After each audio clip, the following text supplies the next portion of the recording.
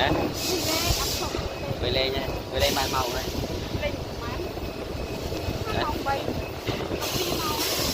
thì đọc máu này với bàn vui rồi khăn nó xây đây còn nào đấy Chẳng.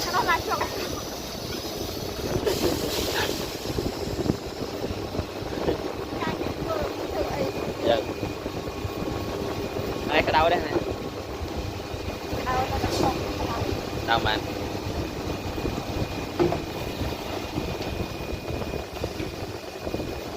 ôi này nó không một thằng áo để chè nó ra thằng áo cái đầu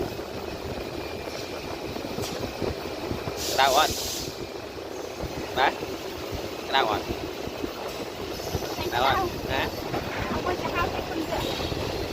chào chị em chào chị